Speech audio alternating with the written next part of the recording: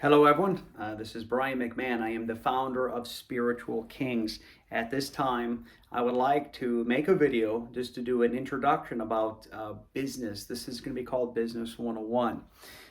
As many of you may have known, as followed me on my channel, that I am a business owner, and it is something that I'm very, very passionate about.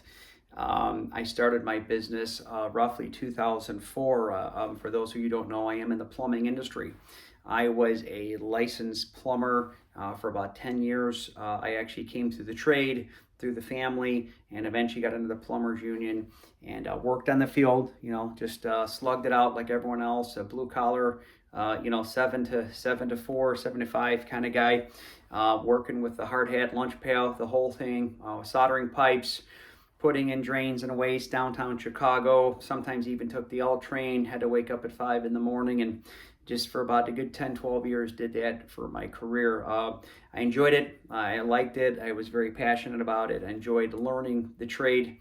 And I enjoyed mastering certain skills and eventually attaining my plumber's license at the age of 24. Really did some great things, saw some amazing things. But really, there was always an itch and a fire in my belly that always said that I wanted to be a business owner. I wanted to be an entrepreneur. I came from a family of business owners. My mother and father ran a real estate business for many, many years, built homes and sold homes. And, it was always in my blood. My brother and sisters went on to do some business things too. And it was always just in my blood. I always had more of a creative mind, and I always had a spirit of entrepreneurialism in me that I wanted to exercise so much. And not only that, but ultimately, I just didn't like the way companies were run. I didn't like the way people talked to one another in those trades. And I just thought I was always underutilized and never was able to see my max potential working for a company. So I always had this fire in me to kind of start my own business, right? So I thought about it for a lot of years, and I didn't quite know how to do it and how to start. I always had those fears and worries, but I always still had that drive in me, so I didn't know what to do. So many, many years ago, a website started when the internet became very, very popular called Craigslist. A lot of you probably know Craigslist. And Craigslist, for those of you who don't know, is basically, it's an online it's a website that came out many years ago that was started in San Francisco by a guy named Craig, who used to post about art. He was an arts guy, and he would post about art events in San Francisco. And I guess his friends eventually just nicknamed it Craigslist, and he eventually named the website Craigslist. Basically, it's an online classified site. It's a site where you can go on there and post things about jobs, real estate, find a roommate. There's even dating on there, and there was forums and chat forums, and there was just a lot of things about politics. It became very, very popular in roughly around, I think it hit its peak around like 2003 or 2005. I don't know exactly when it started, but it was all the rage at the time. At the time, the only thing that was even close to popular was Chicago Reader. Chicago Reader was a site that I knew about. But Craigslist took off, and I noticed something on there that they had a job postings section. And I would actually start to solicit my plumbing skills on that page. I would just post simple one-sentence ads like, "Hi, I'm Brian. I can do plumbing for you at a discounted rate." And believe it or not, I would get inbox. I'd even post my phone number on there, and I would get inbox leads, and people would call me, say, "Hey," I would tell them I lived in the city and everything, because I was living at the city at the time. And I would get people who would just kind of like inbox me or call me, say, "Hey, can you come by and unclog my garbage disposal, or can you come and install a water heater?" And it was really fascinating to me how the online lead system worked to me. It was the first time I really had any real life experience in soliciting myself, and also seeing how the internet leads worked. So it was quite fascinating to me, and I was really fascinated by the fact that it was free, and the fact that I was getting significant leads per week. I mean, I would work my full-time job Monday through Friday, and then on the weekend I'd have anywhere from 2 to 4 side jobs just lined up for me. I'd wake up Saturday morning and just go hit it, and I'd eventually attain some tools. I had a bucket of tools and a couple power tools, and I would go out and just work for people and do small jobs, and I really liked it. I met a lot of people, made some friends, and at one point I even, Craigslist had a barter section where they would barter, and I didn't even know what that meant at the time, but I guess it's just, basically what barter means is that you trade services. So, I'll unclog your sink if you sew a patch on my jacket or something, and I looked at this barter section, and I was always a big sports fan, always a big Chicago sports fan, Cubs, White Sox, whatever. I would just go to baseball games, the Crosstown Classics, Blackhawks, Chicago Bears, Bulls. I loved it all. So I would barter my services for plumbing. Now, of course, in those, I wouldn't be doing a lot of material type jobs, but I do small labor jobs. I go unclog a sink real quick. And there was guys handing me like 2 tickets to a game, and they'd even be handing me like cash tips. Like they'd give me 2 Cubs tickets and like $50 cash for the game. I'm like, wow. And I really enjoyed it because I made friends, and it was just another way for me to get out in the community and expand myself. So I really was fascinated by this online lead thing, and even the bartering was really exciting to me. So moving forward, but I only did this on the weekend, and sometimes, to be honest, I would get very burnt out, and I would miss out on my personal life, social life, things like that. So I would kind of like get burnt out on the weekend. So sometimes I would just skip, and I would get a little exhausted. And then sometimes I would be like, wow, that's a lot of work to start a business, and I'd have to buy more tools. And I only had a small car at the time. I had a Nissan Maxima at the time, and I'd be stuffing tools in my trunk, and it got a little hard. And then I'd go to pick friends up on the weekend, and my car would be all full of dust and tools. And I was like, oh, this is going to be tricky. So I would be hesitant in how I would do this, because naturally you have to be human, you have to live your life. But over time, the money was just so enticing to me. And but not even just strictly the money, but just like the freedom that it gave me. And I would I'd keep posting on Craigslist, and I would eventually, I just kind of build up this book of business. And I would even get repeat customers, and people call me back, and then the referrals were going, and I was really good at what I did. Thank God, I was blessed with good skills and a lot of drive and a lot of passion for what I did. So I kind of had a little name for myself. And then one of the first things I did is I made business cards. I started making business cards. I don't even remember exactly how I did that, but one of my clients, his girlfriend at the time was she was in graphic design, made me a little logo. It was like my company name with a check mark, and it was really nice, and I was so excited about that. And he actually bought me my first website domain. He said, hey, one day if you ever want to build a website, let's reserve your domain. I was like, it just blew my mind. I felt so important. Remember, this is like 05 or 04, 03, 04, whatever that was. And that was like, made me feel like I owned a Rolls Royce or something. I was like, blew my mind. I was telling people I own a website domain, and people were like, oh my God, that's really amazing. And so that just kind of blew my mind. But first thing I really did is get some business cards, and I was continuing to posting on Craigslist. And then, so moving forward a little bit, in roughly 03, 04, when I was in the plumbers union, there was a lot of layoffs in the winter. I was always good at what I did, but I never had a lot of longevity at these companies because I was still fairly new into the plumbers union, of 4 or 5 years into it. I just had my license. So I never was able to stay somewhere too long because the layoffs, they'd lay me off for 6 weeks, 2 months, 3 months, but they'd always pick me right back up when the project was come up. But in that time off, I had no choice but to continue. I had to work, and I bought my first condo in like 03, and I had to pay my mortgage. So naturally, I had to continue to get creative and find new ways. And of course, being that I had such a great skill, a great knowledge base, being a licensed plumber, especially in the city of Chicago, I had to keep doing what I had to do, and that was to continue to make money. So I just really stepped up these Craigslist postings. And one day I actually went out of my way to call that graphic design guy back, that customer, and he built me a website. And he built me my first website. It was a 5-page wonder, home, contact, about us, services, kind of a classic page with a phone number, a couple of job site photos. And I got my first website, and I just felt like I was a king of the world. It was so exciting to me. Fast forward, I kind of was in this mode for a couple years, union side work. And I know that's maybe ethically a little bit, there was some ethics there, which was, confronting me, but, God's grace got me by. And, but ultimately, what happened here is I got laid off one more time, and you know what? Someone called me with a large project. It was my first job. I actually had to bid and quote, and he handed me a blueprint, and I had to redo 2 storefronts on Kedzie Avenue, Irving Park and Kedzie in Chicago, Illinois. And I went in there and I just roughed in the whole. What I mean by rough is I put all the drains, waste, the copper piping, and roughed out this whole building.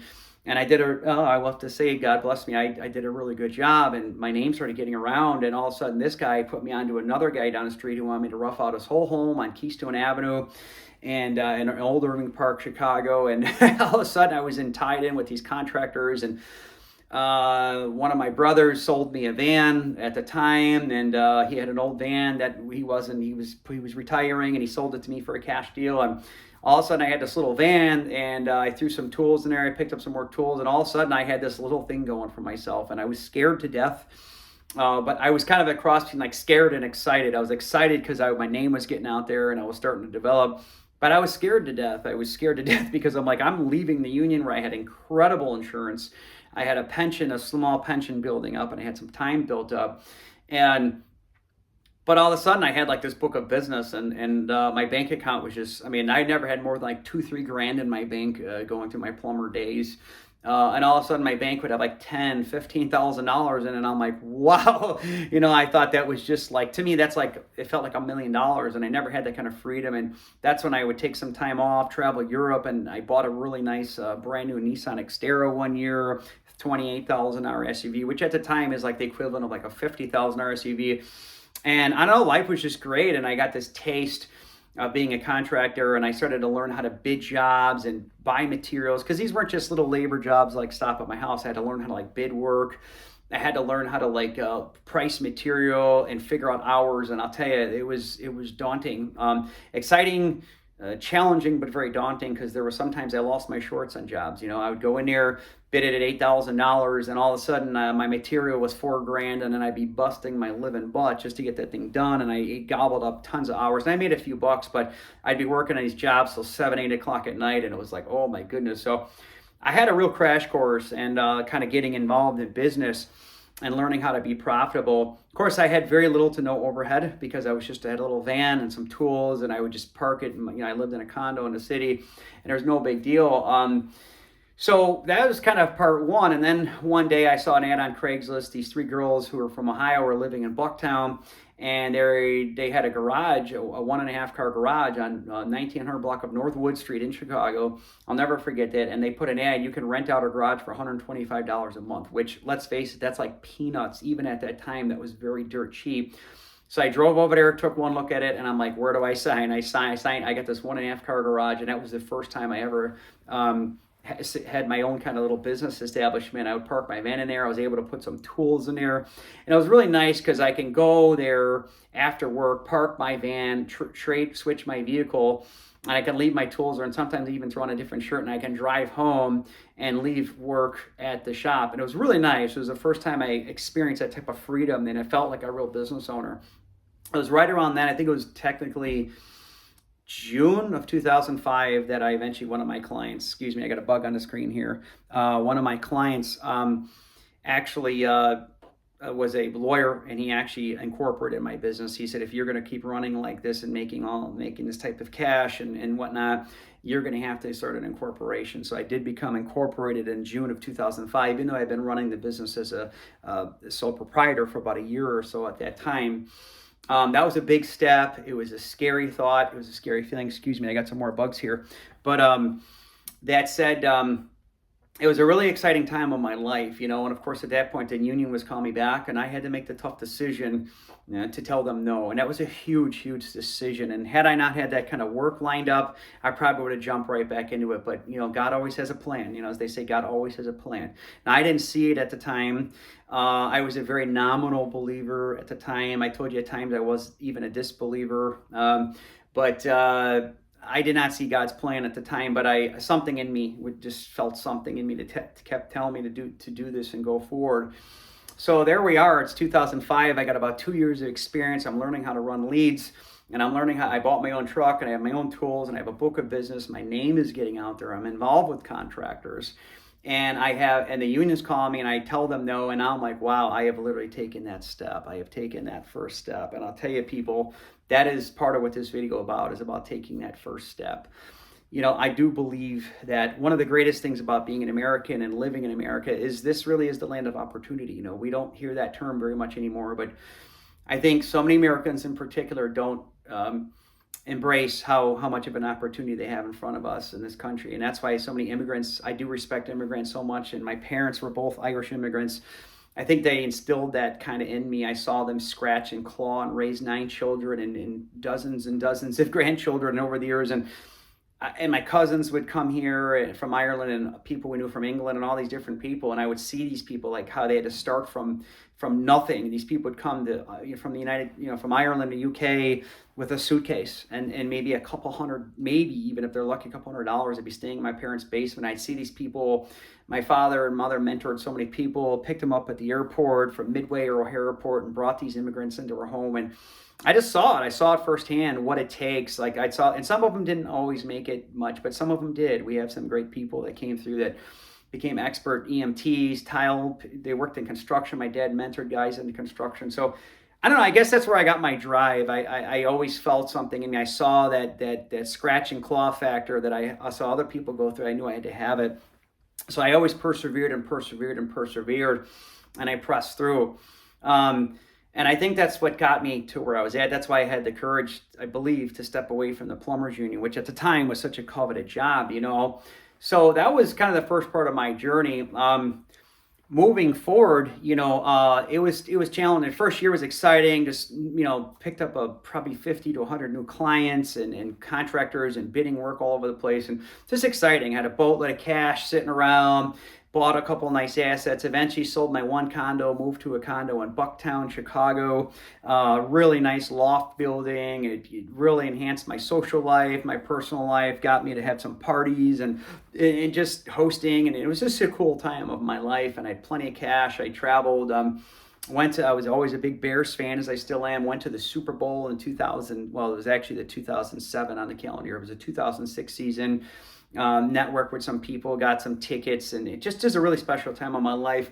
So that was kind of the first step in my journey of becoming an entrepreneur and business owner. But a couple things started to change. Over time, I got very stressed out. I got overwhelmed. I had a lot of shortcomings. There were some things that blindsided me, like finances, money management. Eventually, just got caught up with. Like one of the main issues I had, I was working with a bunch of contractors who were having me doing remodel and new construction jobs, and I was eventually shelling out tons and tons of materials, sometimes $5,000 and $10,000 and $15,000 of materials per job, only to be waiting on a check for $22,000. I mean, $7,000 waiting on profit, and I'd be putting in weeks and weeks at a time and begging and hoping these money would come through. Contractors would be slow to pay. I'd have to run around like a crazy man to banks to get title payouts, and I had to produce material waivers, which sometimes I was in the rears even paying these suppliers, and I had to start playing the Rob Peter to pay Paul game, and I had to get real creative and learn things that I didn't even know I was going to have to learn, and that was really hard. And I remember just feeling desperate at times and really struggling and then I finally get these big checks and I feel great again, but then I'd have to go through this crazy cycle of having bidding 4 or 5 big jobs, running all this kind of material, and then, and eventually making mistakes and not getting paid. And, this is a big problem in business, because they always tell you never bite off more than you can chew. And even though I was a good plumber and a good worker, I lacked that foresight. I lacked that ability to understand that how to keep the wheels moving, how to keep cash coming in, and how to keep the leads coming in. I was constantly in this cycle of chasing money, and it stressed me out.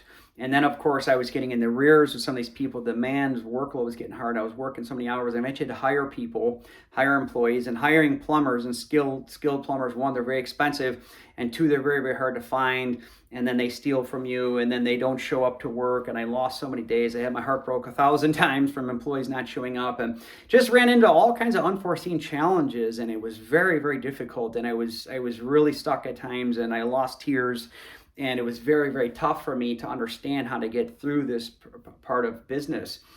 And then also getting the next thing that was really challenging was marketing. Marketing was very hard, because even though I was a good guy and had those business cards and those Craigslist leads were coming in, I was kind of stuck in a sense, because I was beholden to these contractors, and they were dangling, I got another project, and then I'd just be constantly enslaved to fulfilling these guys' work. When I didn't know how to get those everyday customers, like the lady down the street who needs a water heater or her toilet replaced. Those were the cash-paying jobs I should have been doing every day, but I passed on those because I was so worried about keeping up with these contractors. Plus, I did have permits on some of these jobs, and there was obligations I had to have to finish these jobs, and that's a whole nother conversation that I can get into. But You could see where I ran into some problems. So I'm excited, I'm established, but then I'm just like running around like a madman. And I'm beholding to all these contractors who owe me a bunch of money. And then, again, the checks would come in and then I'd be like rich again and then I'd feel great, but then I'd be in the same cycle. Of course, and then you get into things like winter where work slows down. And then, you just have lapses and you're kind of like struggling to figure out what to do next. And then you have issues with employees. So, I had a lot of ups and downs. I'm not going to lie. I had a lot of ups and downs in those first 3-4 years. And then I started learning a lot about service work. Service work for plumbing, that means like same day work. Like if you call me, if you're a residential homeowner, you need a water heater, a garbage disposal, a faucet replaced, an unclog your tub, the shower, whatever that might be. What's nice about those calls is that you get the call, you go out the same day in most cases, you perform the work in 1 to 2 to 3 to 4 hours and you get a check right there. And on a good day, you can do 2 to 4 of those jobs. Well, what is that? That could be $800 to $1,200 in your pocket, cash in hand. Small material, maybe you replace a faucet for $100. A lot of it's labor, just putting in the cable, unclogging the drain, repairing something. So I had low cost but major cash. I'm like, wow, this is great. How do I do this? The problem is I didn't know how to get the leads, and that's where the marketing came in, and that's when I had to start working on my website. Craigslist just wasn't enough. By then, Craigslist became very saturated. I was me and one other guy were like the only 2 plumbers on there. I was actually the first solo plumber on there that I knew of. There was another guy who did plumbing, but he did some remodeling. I was one of the first plumbers to ever advertise in there. The real problem is by the time I started posting on there again, 2-3 years later, there was 6 to 8 plumbers in there and they were lowballing. These were the same guys who were caught my drift of doing the side work and building their business. And there was 8 or 10 plumbers on there. And I'll tell you, man, the call volume just went down. People were nitpicking me more. I wasn't this sweetheart in the neighborhood anymore. I was just another one of the guys. And I still got some good work and I still kept that going, but it was harder and harder. So I had to find other ways to do marketing. That's when I had to learn about how to do Google advertising. I'm sure we all know Google by now, search SEO, which means search engine optimization, paid ads, which is PPC, the pay per click. And there was other avenues of doing it like video marketing. And I had to really learn a lot about this. I was working with a family member at the time, and we had to go to conferences and seminars and read books and buy courses, and I had to learn a lot about this stuff. And I tell you, people, it's agonizing. It's fun, it's exciting, but it's really hard. It takes a lot of painstaking hours reading books. I can't even tell you countless hours, hundreds of hours to learn this kind of stuff. And of course, doing this work while you're running a business is very hard. I'd be up till sometimes 10, 11 o'clock at night working on my website. And then, of course, over time, I had to delegate that work. I had to give that work out to people. And of course, these SEO, these search engine companies who work with Google are very expensive. They were anywhere from $1,000 to $2,000 a month, which was cutting into my profit. So it was very hard. It was very, very hard. I was learning the ropes. And then I knew I had to have a balance of contract work versus service leads, and it was just a lot. It was fun, exciting, and challenging, but it was like hard. And when you're looking at a bank account that was constantly fluctuating, and then you have employees you had to pay, it was very hard. There was times I didn't even pay myself for weeks at a time. I had barely enough to get through, pay my mortgage, live, and have a little fun, and go out to eat once in a while. So it was tough. I will say, though, we did eventually picked up a lot and I learned a lot, and I eventually became very established, and I was doing pretty good. And now, of course, when you grow like this, what do you have to do? You have to get more employees, and then you have to buy more vehicles. And I had to buy vehicles. I had to learn the ropes of how to have a good credit score and how to learn how to buy a vehicle and commercial. What's the difference in a commercial vehicle versus a non-commercial vehicle? And all these things started to happen. And then, of course, that little shop I had in Bucktown was way too small. And then I had to get a different shop. And I met one of my contractor friends who had a place in Elston and Pulaski in Chicago. And I eventually had my first shop there. And that was an expense, but it was fun. We had a shop, we had an office, had a couple computers in there, some printers. And we started running like an established business. So that's where everything was at. And I was actually getting pretty good at business and understanding a lot about business, time freedom, balance, budget, overhead, leads, marketing costs, employees. I learned a lot about things. But then, of course, the '08 bust hit. And just as I was picking up some momentum, the '08 bust hits. And as all of you know, that we had a major recession in '08. There was a mortgage crisis. There was a real estate crisis. and all these people, all these houses and mortgages just imploded, and people just turned in the keys, and there was people foreclosing everywhere. One of the biggest foreclosing situations ever happened in recent U.S. history. Phones started slowing down. People became extremely price sensitive, and business was getting very hard. And then, of course, I had issues with cash flow, issues with credit, and I just wasn't prepared. Fast forward, scratched and clawed through 2009 through 2010. And it was a shame because we had some good things going, but eventually hit some real difficult times. And I had to make some tough decisions. Of course, by then I gotten so stressed out that I was drinking to solve some of my problems, and I put on a lot of weight. That's when my big weight came on, from like 2007 through 2010 is when I really ballooned up. As I've told you in some of my testimonies, that's when I got really overweight. 2010, I decided I had to dissolve the business. I dissolved the business. I liquidated some of the assets, had to settle some debts with some creditors and things like that. My credit took a big hit. My credit at one point was down to like 550 or maybe lows, something like that. And I had some spots on my record, and it wasn't too good. But hey, life goes on. So I eventually had to relocate, moved out of the city, liquidated all assets, rid myself of almost all liabilities. And then I moved back out here where my family's from, here in the west suburbs.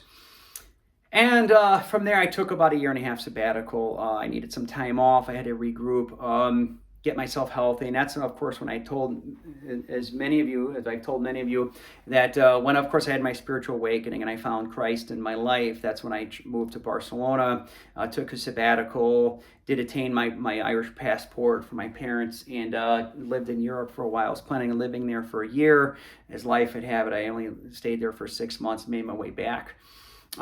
That's the kind of story of how I became an entrepreneur. Fast forward a little bit here.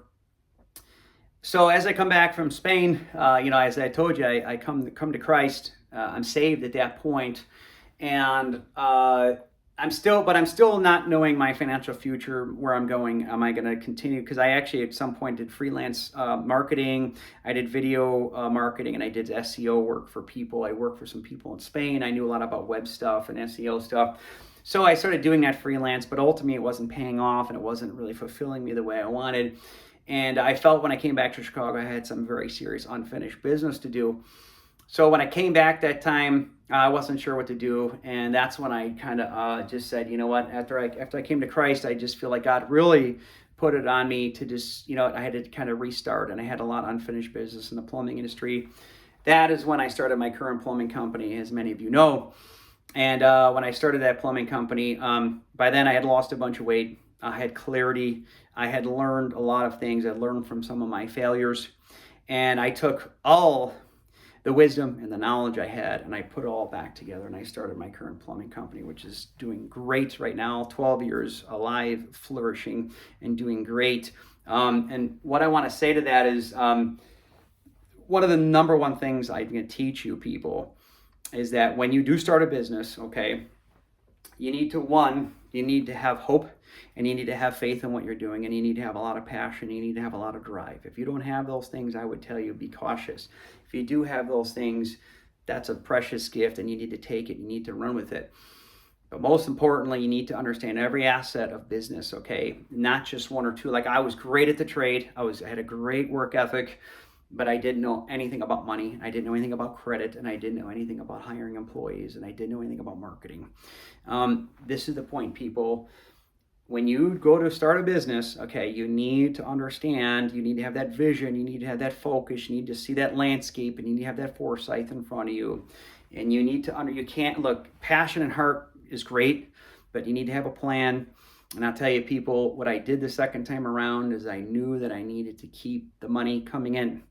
Cash flow is the number one reason why small businesses go out of business. It's a statistical fact across the world, especially in the United States. Cash flow is king. You need cash flow.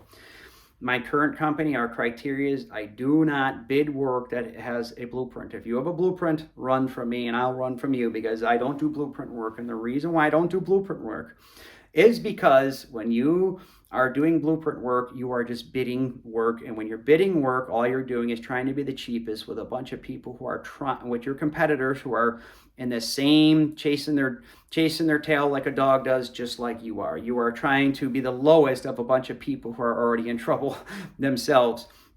Problem with bidding work is you're almost always trying to be the cheapest. Being the cheapest is a bad idea. It's not good. So I don't bid work anymore. And then what do? I do service work, and I do work where I get paid the same day or within the same week. And I get work where I can come out and do your work in a day or two. Okay. And what that does, okay, as I said before, if you need a water heater, I'll come to your house at 8 o'clock in the morning. I'll provide the water heater. I'll do the work, I'll get rid of the other one, and you will pay me that day, okay? You will be happy, I'll give you a written warranty. You'll be happy, and I'll be happy because the job is done. It's now 12 o'clock, I can move on to my next job, and I have my costs covered, and I've got my profit in hand by the time I drive out of your driveway. And you know what happens when you do that? You start to become profitable, and you start to become productive, and you start to become successful. When you can get paid and you can even touch profit the day you pull out of a driveway, you're in great shape. A lot of businesses struggle to even make profit. You'd be surprised how many businesses aren't even profitable, or they struggle to even get profit. Think of the Dixie Cup example, that when the Dixie Cup sells you the dispenser, they lose money, but they're banking that they hope that you buy the cups. Okay, that's the most simple analogy. When they buy the cups, they start making profit. That's how hard it is to make profit. Some companies sell you something, not even making money, hoping that you'll come back. The beautiful thing about being service, okay, in the service business, which I'm going to talk a lot more about in the future, is that you get paid the same day almost every. Now, we have small exceptions. People can float us for a week or so. We have some accounts, and that's different, but we don't go too far with those. But the difference, my business is successful today, is because I do the work the same day or the same week, and I get paid the same day or the same week. And when then you do that, you have positive cash flow. You have no accruing debt building up. And then you have a marketing budget, okay? You can allocate that profit, and you can build a marketing budget to continue to keep the calls coming in. You're not hoping for the next project to start, or hoping that contractor doesn't leave town or go out of business or have a major setback on his project, or something fails like permits or something. You're not sitting around waiting for money. You go, it's an aggressive plan. It's a proactive plan. You get the calls. The leads come in, you run the call that day. I'll go change your toilet, change your water, unclog your drain. You will pay me that day. You're happy. I'll give you a written warranty, and I'll back up my work, and then I drive her with a check in hand. By the end of the day or the next morning, I put the money in the bank, and there's almost no problems, okay? When you have a system like this where you're making money the same day, I promise you, you have about an 80%, I'm just throwing numbers off my head, about an 80% chance of being successful compared to someone who waits on money. Waiting on money is the kiss of death in almost all businesses. Now, there are some exceptions. People who have huge capital, they bank on net 60, net 90, things like that. Some businesses can do that, but I'm a small business guy. That's all I'll ever be. I'm in the small business sector. If you're a small business owner, cash is always king. You need money. You need money at all times, okay, to stay in business. It's almost always the case. You need money to sustain problems, vehicle problems. You need money to sustain warranty issues. You need cash flow. You have to constantly be making profit daily and weekly, because as you're building that cash flow, and it's not just you're sitting around a bunch of cashes, you're taking that money and you're building yourself protection. You're building protection. You can have an aggressive marketing campaign so you can get more work than your competitors. And then you can build up cash reserves so you can have provisions if your vehicle fails, if one of your employees leaves, if one of your websites goes down or Google shuts you down, you have cash to continue to market in other places, whether it's a postcard campaign or whether it's a billboard campaign or whether it's a whatever kind of campaign you want to think about, putting signs up or whatever. You need to continue to build up the cash, okay? The number one thing I'm going to teach you as you move forward, I teach about business, is cash is always king. The number one problem that will devour you is you run out of cash. And the problem is when you're lean on cash, even though you're very good at what you might do, it's going to drain you mentally, emotionally, and physically. It's going to drain you. I was at a conference one year, and a guy said something to me, people run out of emotional capital before they actually run out of actual money. I believe that to be true because in my first business, I did run out of emotional capital. Even though I had some chips to play with, I had to fold because it was very, very difficult, and I couldn't see the light at the end of the tunnel. because I was in this really difficult cycle of constantly begging and praying for money to come in. The point is, people, you need to have command in your business. You can't be a victim. You can't be a slave. You have to be the master. You have to be the master of your own domain. You have to be the master of your business.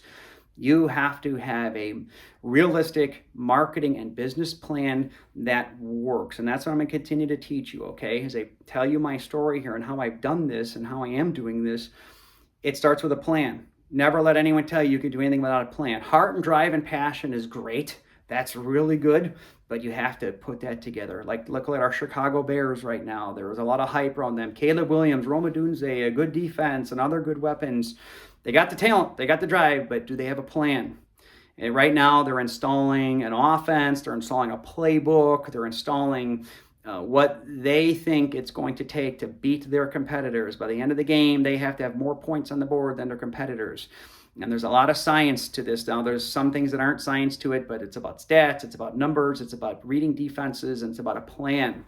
They have a plan, and right now they're installing their plan. Now, whether it works or not, we don't know, because maybe the other team has a little better plan. And right now, that's strategy and other things like that.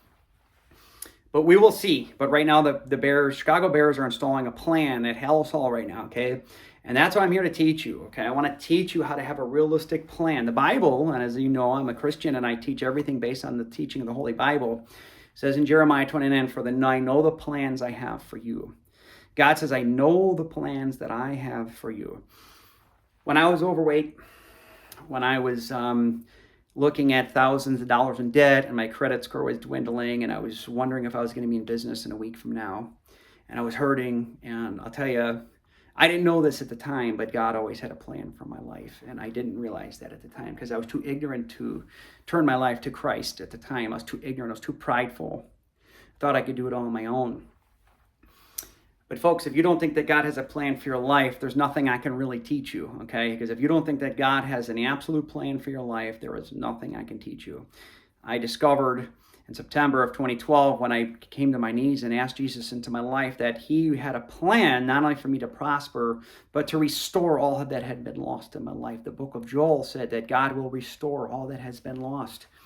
So many people think they're so bitter and they're hurt because they think that everything that's been done to them can't be restored. I promise you, God can restore all things, just like he's restored me. 2010, I weighed 282 pounds. Today, I weigh 174 pounds. I had depression, anxiety. I was broke. I had a bad credit score. I had debtors. I had debt. I didn't have a plan. I personally didn't have a plan, but God always had a plan for me. And when he sent me to Spain that time, I found something in myself. That trip saved my life. It saved my life. It was a spiritual journey. I didn't know it at the time. I went there. I discovered things came back. My good friend who had been in my ear for 6 years, been sharing me the gospel.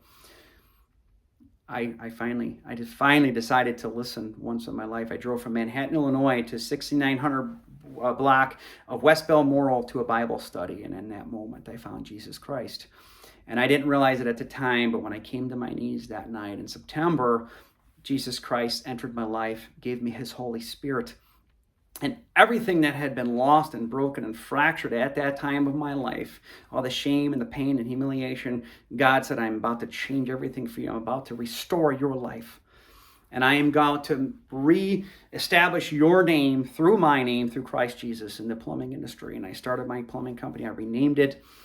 I went back. I owed some people some money. I literally looked them right in the eye. I walked into suppliers, people that I would run from. I had an anxiety driving past 2 or 3 of my creditors because I owed them some money. And that's not a good feeling. And I'm a fairly moral and ethical guy. And that's not something I took too easy. But I didn't have the money to give it back at the time. But when I did have Christ, I didn't have the money, but I looked these guys in the eye and said, I'm going to pay you back. And they looked at me like, wow, one, I'm really shocked to see you. Two, I really wonder if what you're saying is true. And as I built up that business, I had cash. And the minute I got money, I walked up to people. I said, here's your money back. And I gave them their money back. And what happened in that time is that I built credibility with people. And I reestablished relationships. Okay? That's what God is. That's what the Holy Trinity is. It's a covenant. It's the relationship. When I reestablished those relationships, God started to honor that. He honored my contriteness. He honored my sincerity to give back and to pay back, as the Bible teaches. And then he started to fix all that had been broken. Okay? And that's the point, people. So many of you have so many hopes and dreams, and you have goals and things and things you want to accomplish, and that side of you as you lay in bed at night, that little child in you, when we're about to watch the Olympics and we see these people and their hopes and dreams and they're going for gold, we all, that little boy and little girl and all of us kind of distincts, I can be that skater, I can make that jump. And I always had that in me too, but until I found Christ and he empowered me to be a child of God and to establish myself onto the business scene, none of that could happen for me because I was in the flesh, as Scripture says. Folks, you need to understand that God has a plan for your life. If you truly want to be an entrepreneur and a business owner, it starts with God, it starts with Christ, and it starts with Jeremiah 29:11, which I'm going to put in the description here. For I know the plans I have for you. I didn't know that at the time. I did not know at the time when I was in my most broken state that God had a plan. I denied God at the time, but I don't now. Folks, as I progress in this channel here, I want to continue to start teaching you, a lot of you, how to accomplish and fulfill your hopes and dreams, because that's what I'm doing right now. I'm fulfilling my hopes and dreams. I'm in the best shape of my life. I own a home. I own a business. I take amazing vacations. I'm one of the happiest and most flourishing people that I know currently. And I don't say that boastfully. I say that with all glory and honor to Christ, of course. But I want to infuse people, because what I see in people isn't that they don't have the intelligence or the knowledge. What I see in people is they have a lot of apprehension, they have a lot of fear, and they haven't quite come alive and discovered who they really are on this earth. I think it was Mark Twain. Forgive me if I'm misquoting. I love my quotes. The two most important days of your life are this. One is the day you were born, and two, the day you discovered why. I love that quote. The day you were born, and then the day you discovered why. And I've already discovered my why, and that's how I find my purpose in life, and that's a topic I want to continue to find. I'm on this earth to be a business owner, to be a mentor, to be a Bible teacher, and to empower people and how to become the best possible person they can be on this earth. The Bible says we are made in God's image, okay? In the book of Genesis, chapter 3, it says that image was attacked when Adam and Eve were deceived. They took the fruit. We fell into a state of sin. And that image was then attacked. Satan got on it, and we fell. But then Christ comes to restore that image. He comes to restore that image. Okay, please understand, people, that you are made in God's image. You are made in God's image, and there is a perfect plan, and God is a redeemer, and he is a restorer, and he's done this to my life. And as I want to continue to teach you about business, as I'm going to start transitioning into some business teaching here. I want to find people who want to become Christian, kingdom-based entrepreneurs, people who believe in the Bible, believe in Jesus, believe in the Gospels, believe in the resurrection of Christ, who want to be kingdom people. They want to be kingdom. And then what I mean by that is the kingdom of God. The Bible talks about how we are to pursue the kingdom of God. Jesus said, the harvest is plenty, but the workers are few. The harvest is plenty. What does that mean? That God's work that he wants us to do on this earth is so plenty, but the workers are few, because so many people don't listen and hear the gospel, okay? When I listened to the gospel and came to Christ, he then made me a worker in his kingdom. A worker in his kingdom, and that's what I want to continue to talk about for the future. I'm looking for people who want to grow their business in a Christ-like state. As I'm continuing to grow my business, I'm expanding my business. I'm going to be doing some missions in Europe coming up here soon. I'm very excited about. I'm networking with people, and I want to find people who want to just, like Mark Twain said, discover their purpose in life. The day you were born, and then the day you discovered why. I'm kind of a why person, why you were born, and I'm telling you, people, I'm an example, a living example of a person whose life has been redeemed, been restored, and God is blessing me abundantly. I'm going to talk about abundantly. Jesus said in John 10, I came that they would have life and have it abundantly. I love that verse. They came and have it abundantly. Abundantly is one of the greatest superlatives in the English dictionaries. There's no greater word. If you go through your life every day, ask yourself, how often does the word abundantly come up? It's very rare. Very, very rare. It's one of the greatest superlatives in the English dictionary. I came that they would have life and they would have it abundantly. Okay? And that's what I'm here to teach you. I want to teach people who want to have the abundance mindset, who have a Christ-like, as it says in Corinthians, you have the mind of Christ, who want to build kingdoms, who want to be workers for Christ. I want to teach you how to do business, how to leave that current place you're in, if indeed that's what you want to do. If you don't want to do that, then stay where you're at. But if you want to stay, if you want to leave, like I did, I left the plumbers union. I had this golden ticket in the plumbers union and everything like that. I took that step away, and I took a step of faith. And God was, of course, ushering me through that whole process of my life. But once I got to this new place, I started reaching pinnacles. And now I have a business that practically runs itself without me even having to be there. I go to my office about once a month on average. I call my managers every day. That's different. But I go to my office once a month on average. And I can travel for sometimes 1 month. And I'm probably looking at 3 months at a time coming up here. And the business runs itself and maintains profitable. That is the true American dream, to make money and not even have to be there. That's actually more than the American dream, to make money and not even have to be there. That is one of the hardest things in life to do. Okay, I'm going to continue to teach you how to do that, people.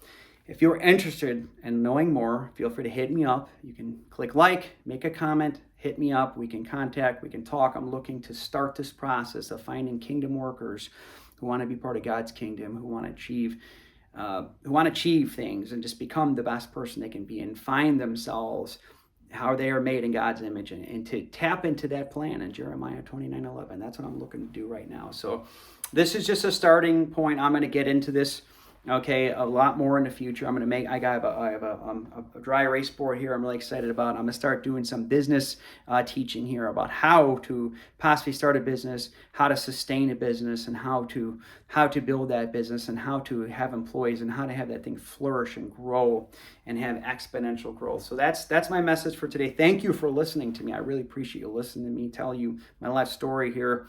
And I want to continue to grow this channel and finding great people out there who want to continue to grow like this. Thank you so much. And of course, God bless.